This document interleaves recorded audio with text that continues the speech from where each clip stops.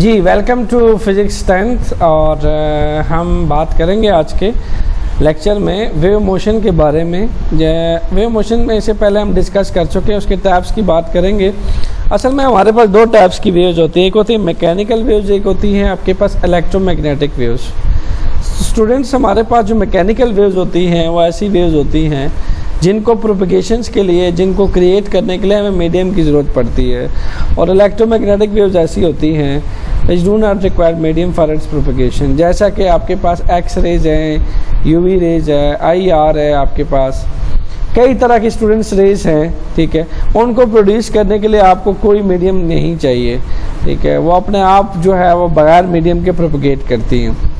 जबकि जो mechanical waves है स्टूडेंट, जैसा कि वाटर वेव्स है, उसके लिए मीडियम दरकार है। अब वाटर वेव में मीडियम जो है यहाँ पे लिक्विड है।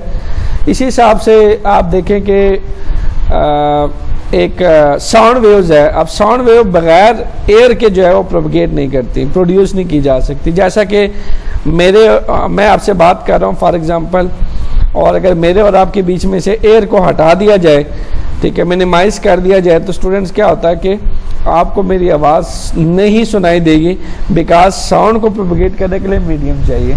ऐसे आपके पास स्ट्रिंग वेव्स है। आप एक रस्सी का एक एंड आप पकड़ते हैं, दूसरा एंड फिक्स एंड से आप जो है वो प्लग कर देते हैं, तो जो एंड आपके हाथ में होता है तो उसके टू एंड फ्रो मोशन से भी क्या होता है जी, एक स्ट्रिंग वेव्स प्रोड्यूस होती है रस्सी के अंदर। तो स्टूडेंट्स, उसके लिए भी जो मीडियम है वो स्ट्रिंग होता है। तो स्ट्रिंग वेव्स होगी, वाटर वेव्स होगी, ये तमाम के तमाम जो है आपके पास मैकेनिकल वेव्स है। Mechanical wave is a types of wave जिनको प्रोपगेट करने के लिए मीडियम चाहिए होता है। अब यहाँ पे आपके पास दो टाइप्स ऑफ मैकेनिकल वेव्स है स्टूडेंट, जिनकी हम बात करेंगे। एक है लॉन्गिट्यूडनल वेव्स। स्टूडेंट्स, लफ्ज़ लॉन्गिट्यूडनल की अगर हम बात करें तो देखें, लॉन्गिट्यूडनल का मतलब होता है अलॉन्ग लेंथ। अलॉन्ग लेंथ मतलब लॉन्गिट्यूडनल, मतलब अलॉन्ग लेंथ से क्या मुराद है? आसान लफ्ज़ों में ये कहना चाहता है कि वेव की मोशन या वेव की जो प्रोपगेशन होगी वो जिस डायरेक्शन में होगी स्टूडेंट्स, ये जो पार्टिकल डिस्प्लेसमेंट है। अच्छा, एक चीज़ मैं आपको क्लियर कर दूं स्टूडेंट्स, वेव किस चीज़ का नाम है? Wave cause he particle displacement की वजह से होती है। जब पार्टिकल डिस्प्लेसमेंट होगी तो वेव प्रोड्यूस होगा, जब पार्टिकल डिस्प्लेसमेंट ही नहीं होगी तो वेव कभी प्रोड्यूस नहीं होता। असल में क्या होता है कि जैसे फॉर एग्जांपल मैं आपको एग्जांपल दे दूं, आप कह लो कि एक स्पीकर है, ठीक है। स्टूडेंट्स, स्पीकर से साउंड वेव्स निकल रही हैं, ठीक है। तो इसके आसपास जो एयर होगी उसमें क्या होगा कि यहाँ के जो आसपास एयर होगी, ठीक है, एयर पार्टिकल क्या होंगे, जब साउंड वेव्स इस पे फॉल करेगी तो डेफिनेटली ये जो एयर पार्टिकल होंगे ये क्राउडेड हो जाएंगे, पास पास आ जाएंगे, क्लोज हो जाएंगे। आसान लफ्ज़ों में स्टूडेंट्स, इस पे फोर्स लगाएगी। ये ज़ाहिर है waves is a carrier of energy. आप अच्छी तरह जानते होंगे कि वेव एक एनर्जी कैरी करती है, ये नहीं अपने आसपास के एयर पार्टिकल पे फोर्स लगाती है, ठीक है। तो अगर ये एयर 1 मीटर स्क्वायर एरिया में, ठीक है, 1 मीटर स्क्वायर एरिया में जितने पार्टिकल आते हैं उन पर फोर्स लगाती है, तो एयर पार्टिकल क्या हो जाएंगे, कंप्रेस हो जाएंगे स्टूडेंट्स, ठीक है। तो यहाँ पे एक कंप्रेशन रीजन बन जाएगा, कंप्रेशन रीजन। तो ऐसा है कि जो कंप्रेशन रीजन बनेगा उसको हम क्या कहते हैं, हाई प्रेशर रीजन भी कहते हैं, हाई डेंसिटी रीजन भी कहते हैं। स्टूडेंट्स, इसको हाई प्रेशर रीजन क्यों कहते हैं? क्योंकि यहाँ पे जब ये पार्टिकल कंप्रेस हो जाते हैं, यानी साउंड वेव की जो साउंड एनर्जी है एयर पार्टिकल को कंप्रेस करती है, तो हाईली कंप्रेशन से प्रेशर हाई हो जाता है, ठीक है। इस रीजन का प्रेशर हाई हो जाता है और मैस पर यूनिट वॉल्यूम जो है वो ज़्यादा डेंसर हो जाता है। यानी जाहिर है आप देखें, अगर पार्टिकल पास पास आएंगे तो मैसिव होंगे, पर यूनिट वॉल्यूम उनकी डेंसिटी बढ़ जाएगी। तो ये आपके पास जो कंप्रेशन रीजन होता है स्टूडेंट, इसमें दो क्वालिटीज़ होती हैं। यह हाई प्रेशर रीजन भी होता है, हाई प्रेशर, और आप यूँ कह लें दूसरा जो है इसकी डेंसिटी बहुत हाई होती है, हाई डेंसर रीजन होता है, डेंसिटी यहाँ पे हाई होती है। High pressure region, high density, medium. अच्छा, कंप्रेशन रीजन को आप यूँ कह सकते हैं कि ये एक डिस्टर्बेंस है पार्टिकल्स के अंदर। अब देखिए स्टूडेंट्स, एयर पार्टिकल के अंदर डिस्टर्बेंस आ गई है। अभी जो डिस्टर्बेंस है स्टूडेंट्स, ये एनर्जी के फॉर्म में आगे बढ़ेगी, ठीक है। तो आप यूँ समझ लीजिए जो क्राउडेड रीजन है कंप्रेशन का, ये आगे आएगा, ठीक है, ऐसे आगे आ जाएगा, ठीक है। तो जो बैक वाले पार्टिकल हैं, आपको पता है एयर पार्टिकल की नेचर होती है वो कंप्रेस होने के बाद जब उन पे कोई एक्सटर्नल फोर्स नहीं लगेगी तो क्या हो जाएंगे, यहाँ पे आके खुल जाएंगे। ठीक है, मैं इसको रेड से हाईलाइट करता हूँ, यहाँ पे आके खुल जाएंगे, यहाँ पे थोड़ा सा ओपन हो जाएंगे, तो एक आपके पास एक रेयरफेक्शन रीजन बन जाएगा। तो स्टूडेंट्स ये था कंप्रेशन रीजन, ये रेयरफेक्शन रीजन, और ये जो रेयरफेक्शन रीजन होगा वो नेक्स्ट कमिंग जो आपके एयर पार्टिकल होंगे उनको कंप्रेस कर देगा। यानी यहाँ के जो पार्टिकल है नेक्स्ट पार्टिकल पे क्या करेंगे, 1 मीटर स्क्वायर एरिया में पार्टिकल पे फोर्स लगाएंगे, उनको कंप्रेस कर देंगे। फिर ये डिस्टर्बेंस यानी जो कंप्रेशन रीजन है फिर से आगे बढ़ेगी, यानी ये यहाँ तक पहुँचेगी। ठीक है, क्राउडेड पार्टिकल यहाँ तक पहुँचेंगे। तो स्टूडेंट्स ये जो आपका रेयरफेक्शन रीजन है फिर से एक रेयरफेक्शन रीजन यहाँ पे क्रिएट हो जाएगा। ठीक है, फिर से यहाँ पे एक रेयरफेक्शन रीजन क्रिएट हो जाएगा। तो इसी हिसाब से आपके पास ये हो जाएगा रेयरफेक्शन रीजन, ये फिर से कंप्रेशन रीजन। तो आप यूँ समझ लीजिए कि इसमें क्या हो रहा है कि जो आपके पास एयर के पार्टिकल है स्टूडेंट्स, ये पार्टिकल, हम एक पार्टिकल के एग्जांपल लेते हैं तो समझ लें वो ऐसे ऑसिलेट कर रहा है। तो डिस्टर्बेंस जो है वो आपके पास वेव मोशन के अलॉन्ग आगे प्रोपगेट कर रही है, यानी वेव मोशन भी ऐसे है और डिस्टर्बेंस भी स्टूडेंट्स ऐसे है। ठीक है, तो वेव मोशन जो है वो आपके पास अलॉन्ग एक्स एक्सिस है, सिमिलरली जो पार्टिकल डिस्प्लेसमेंट है वो भी अलॉन्ग एक्स एक्सिस है। तो पार्टिकल डिस्प्लेसमेंट जब आपका बैक एंड फोर्थ मोशन या to and fro motion along the length हो, अलॉन्ग द वेव मोशन हो, तो हम ये कह सकते हैं कि आपके पास ये लॉन्गिट्यूडनल वेव्स है, ये नहीं पैरेलल डिस्प्लेसमेंट है। ठीक है, पार्टिकल डिस्प्लेसमेंट पैरेलल है वेव प्रोपगेशन के। तो साउंड वेव जो है ना स्टूडेंट्स, साउंड वेव जो है वो आपके पास प्योर कैसी वेव्स हैं, ये आपके पास लॉन्गिट्यूडनल वेव्स हैं। साउंड वेव्स, साउंड वेव्स में जो पार्टिकल डिस्प्लेसमेंट होती है वो अलॉन्ग द लेंथ होती है। साउंड वेव एक मैकेनिकल वेव है स्टूडेंट्स, और मैकेनिकल वेव के अंदर ये लॉन्गिट्यूडनल वेव पाई जाती है। चूंकि ये मैकेनिकल वेव्स की टाइप्स हैं, लॉन्गिट्यूडनल वेव, ट्रांसवर्स वेव्स, तो साउंड वेव्स एक लॉन्गिट्यूडनल वेव्स है जिनमें पार्टिकल का डिस्प्लेसमेंट यानी जो डिस्टर्बेंस प्रोड्यूस की है आपने पार्टिकल के अंदर, हवा के पार्टिकल में, वो किसके अकॉर्डिंग हो रही है, along the length of the wave हो रही है। जैसे जैसे वेव आगे बढ़ रही है पार्टिकल की डिस्प्लेसमेंट भी उसके साथ साथ हो रही है। तो जब अलॉन्ग द लेंथ डिस्प्लेसमेंट हो तो हम उसको कहते हैं लॉन्गिट्यूडनल वेव्स। इसी हिसाब से अगर हम थोड़ा सा बात करते हैं इसके एनिमेटेड डायग्राम की, तो यहाँ देखें स्टूडेंट्स स्पेसिफिक, आप इस रीजन को देखें, ये रीजन, ये वाला रीजन। ठीक है, ये क्या कर रहा है, इस जो एयर पार्टिकल इसके पास है उनको कंप्रेस कर रहा है। अगर आप इस रीजन पे गौर करें, ठीक है, इस रीजन पे आप ये ख्याल करें कि ये वेव है जो आगे बढ़ रही है। अब साउंड वेव जो आगे बढ़ी है ये आसपास के जो एयर पार्टिकल है उनको कंप्रेस कर रही है, यानी पार्टिकल पास आ रहे हैं। पार्टिकल ज़्यादा जब पास आएंगे तो वो क्राउडेड हो जाते हैं, उनकी डेंसिटी बढ़ जाती है, मास per unit volume packed structure मिलता है आपको। ठीक है, ये देखिए ना, ये जो कंप्रेशन रीजन है ये बढ़ रहा है आगे, ये बढ़ रहा है। मतलब एक लाइन याद रखिएगा, जो डिस्टर्बेंस है स्टूडेंट्स वो मीडियम में आगे बढ़ रही है। ठीक है, it is the disturbance that move in a medium but not medium actually. ऐसा नहीं है कि जो एयर है वो एक जगह से दूसरी जगह जा रही है, बल्कि क्या हो रहा है कि जो आपने इस सोर्स के पास वाले पार्टिकल को डिस्टर्ब किया, एयर पार्टिकल को, वो डिस्टर्बेंस अपने से नेक्स्ट पार्टिकल में ट्रांसफॉर्म हो रही है और इनके दरमियान में एक रेयरफेक्शन रीजन बन रहा है। वाई? क्योंकि जब डिस्टर्बेंस बढ़ती है तो आपने देखा होगा प्रेशर की भी एक क्वालिटी है। प्रेशर की क्वालिटी क्या होती है, ये हमेशा हाई से लो की तरफ बढ़ता है, हाई टू लो। तो देखिए ना, ये जो आपका रेयरफेक्शन रीजन है, यहाँ प्रेशर लो होता है, यहाँ प्रेशर हाई होता है।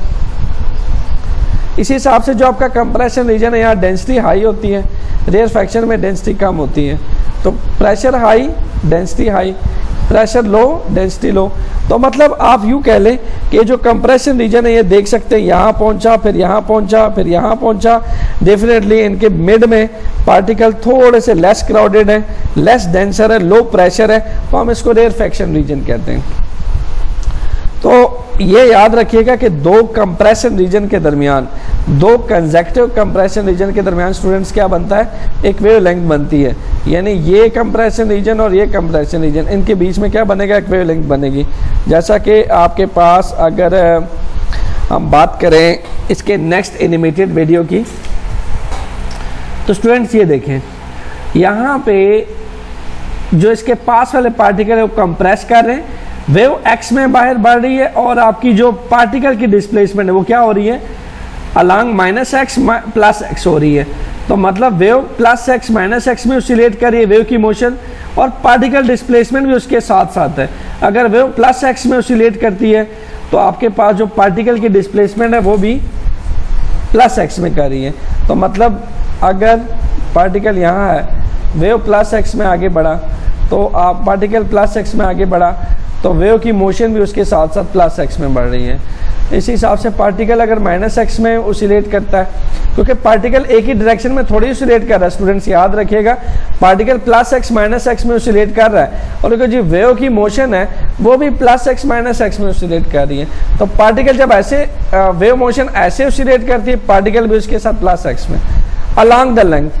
अगर वेव माइनस एक्स में ऑसिलेट करती है तो पार्टिकल भी उसके साथ माइनस एक्स में ऑसिलेट करता है। तो मतलब इस टाइप्स की आपकी जो डिस्प्लेसमेंट है पार्टिकल की अलॉन्ग द लेंथ, उसको हम लॉन्गिट्यूडनल नेचर कहते हैं। और इसमें series of compression rarefaction region बनते हैं, सीरीज ऑफ कंप्रेशन और रेयरफैक्शन रीजन बनते हैं। कंप्रेशन क्यों बनता है स्टूडेंट्स, मैंने आपको बता दिया कि जो सोर्स होता है, जैसे स्पीकर था, ऐसे आवाज़ निकल रही है, अपने आसपास वाले एयर पार्टिकल को ये फोर्स लगा के पर मीटर स्क्वायर एरिया पे कंप्रेस कर लेता है। तो इस पे फोर्स लगती है, पार्टिकल पास आ जाते हैं। आपने देखा होगा एयर पार्टिकल पे फोर्स लगाओ तो ये दूर होते हैं, बाय अप्लाइंग एक्सटर्नल फोर्स क्या होता है, ये कंप्रेस हो जाते हैं, क्योंकि ये दूर होते हैं, हाईली कंप्रेसिबल होते हैं। तो यहाँ जब ये कंप्रेस होते हैं तो ये जो कंप्रेशन रीजन है ये थोड़ा सा आगे आता है, तो अपने से पीछे वाले जो पार्टिकल है वो थोड़े दूर हो जाते हैं, तो उसको रेयरफैक्शन रीजन कहा जाता है। दो कंप्रेशन रीजन के दरमियान के फासला को भी स्टूडेंट्स हम वेवलेंथ कहते हैं। इसी हिसाब से दो रेयरफैक्शन वाले रीजन के फासला को भी हम वेवलेंथ कहते हैं। तो दो आर के बीच का फासला, दो रेयरफैक्शन के बीच का फासला भी स्टूडेंट्स एक वेवलेंथ कहलाता है। दो कंसेक्टिव कंप्रेशन रीजन के बीच का फासला भी एक वेवलेंथ कहलाता है। Conjective distance between rarefaction, conjective distance between compression is known as wavelength। इसका ऐसा यूनिट क्या होता है वेवलेंथ का स्टूडेंट्स, इसको हम मीटर में मेजर करते हैं, ठीक है, क्योंकि ये फासला है दो कंप्रेशन और दो रेयरफैक्शंस के बीच में। तो लॉन्गिट्यूडनल के लिए वेवलेंथ को हम इस तरह से डिफाइन करते हैं, ठीक है। इसी हिसाब से आपके पास जो साउंड वेव्स है, it is the best example of longitudinal wave. Animation diagram से आप अच्छी तरह समझ गए होंगे कि पार्टिकल जो है वो ऐसे डिस्प्लेस कर रहा है और वेव भी जो है वो अलोंग द एक्स साथ साथ प्रोपेगेट कर रही है, ठीक है। बात करते हैं स्टूडेंट्स ट्रांसवर्स वेव्स की। अच्छा, आपके पास ट्रांसवर्स वेव्स क्या होती है students?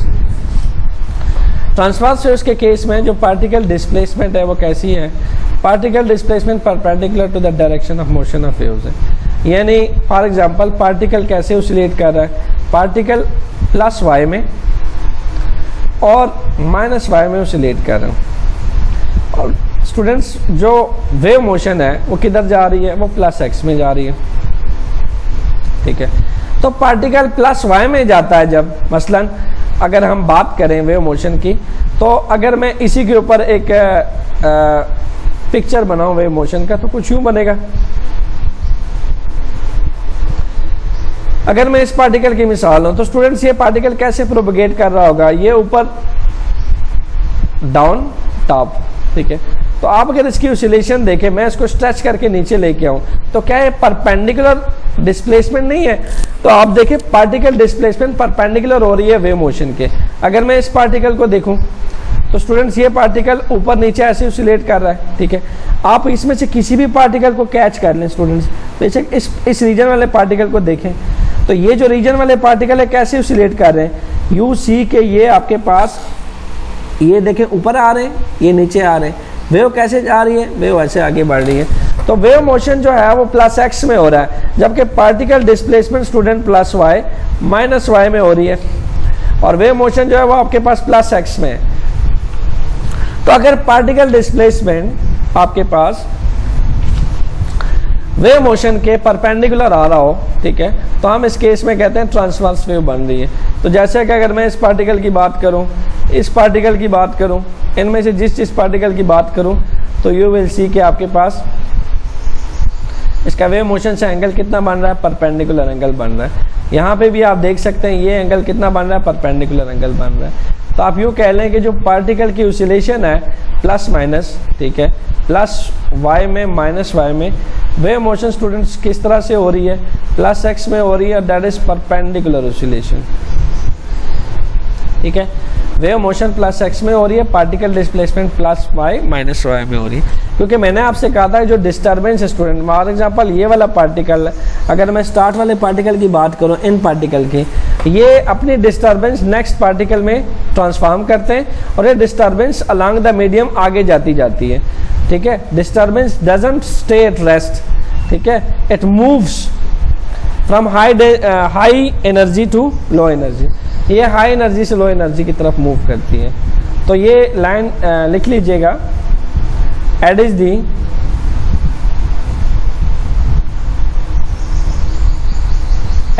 disturbance that move in a medium.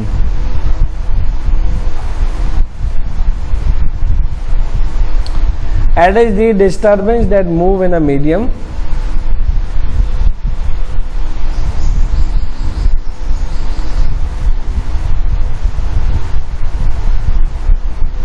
but not medium actually. Medium नहीं मूव कर रहा स्टूडेंट्स, डिस्टर्बेंस मूव कर रही है, ठीक है। तो असल में लॉन्गिट्यूडनल वेव में देखो क्या था, लॉन्गिट्यूडनल वेव में पार्टिकल डिस्प्लेसमेंट कैसे हो रही थी, प्लस एक्स माइनस एक्स, ठीक है, प्लस एक्स माइनस एक्स, और ये उसका मेन पोजीशन था। तो समझ लो पार्टिकल ए पे जाता है, फिर ए से होता हुआ ओ से गुजरता हुआ फिर बी पे जाता है, तो ए ओ बी बी ओ ए, मतलब पार्टिकल की डिस्प्लेसमेंट ऐसे हो रही थी, ए ओ बी, फिर बी से वापस आया बी ओ ए। ये एक साइकिल पार्टिकल ने कंप्लीट किया, दिस इज वन साइकिल, ठीक है। तो पार्टिकल के लिए एक साइकिल हो गया ये, कैसे, लॉन्गिट्यूडनल वेव के केस में। अगर हम थोड़ा सा ऊपर जाएं, इस डायग्राम को देखें तो देखें पार्टिकल क्या कर रहा है, ए ओ बी, मतलब डिस्प्लेसमेंट इस तरह कर रहा है, ए ओ बी बी ओ ए आ रहा है आपके पास। हर पार्टिकल की एक अपनी मेन पोजीशन है, ठीक है। जैसे इन पार्टिकल्स की अपनी मेन पोजीशन है ए ओ बी, ये आपको नज़र आ रहा है कि जो डिस्टर्बेंस है वो अलोंग द मीडियम मूव कर रही है एक जगह से दूसरी जगह।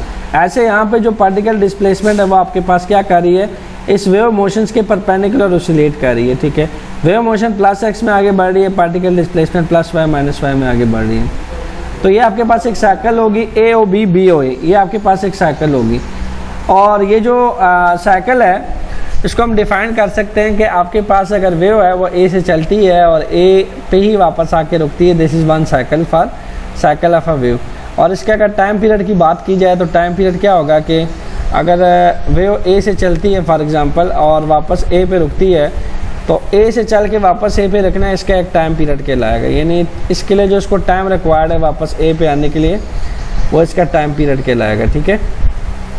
फॉर एग्जांपल ये प्लस वाई पे गई, तो प्लस वाई से मेन पोजीशन पे आई, फिर नीचे आई, फिर नीचे से ऊपर गई, फिर ऊपर आई, तो जहाँ पे स्टॉप करेगा वो आपके पास एक साइकिल कहलाएगी। This is known as wave cycle of transverse waves. इसी हिसाब से वेव साइकिल लॉन्गिट्यूडनल वेव्स का भी होता है कि अगर वो प्लस एक्स ओ, फिर माइनस एक्स, फिर ओ, फिर प्लस एक्स पे वापस आई, दिस इज वेव साइकिल। तो ट्रांसवर्स वेव्स और लॉन्गिट्यूडनल वेव दोनों के साइकिल्स होते हैं, दोनों के साइकिल मैंने आपको डिफाइन कर दी हैं। इसकी टाइप्स क्या क्या हैं, ये आपके पास वाटर वेव्स के अंदर भी प्रोड्यूस होती हैं, और इसके अलावा स्ट्रिंग वेव्स के अंदर भी प्रोड्यूस होती है। स्ट्रिंग का जो पार्टिकल डिस्प्लेस करता है वो वेव मोशन के परपेंडिकुलर करता है, ठीक है। आप समझ लें कि मोस्टली केसेस आपको ट्रांसवर्स वेव्स के मिलेंगे आपके कोर्स में, और ये जो लॉन्गिट्यूडनल वेव है इसके स्पेसिफिक साउंड वेव का केस जो है ना वो डिस्कस किया जाता है। होप सो आपको अच्छे से समझ आ गई होगी। In case of any question आप कमेंट बॉक्स में बता सकते हैं। Thank you.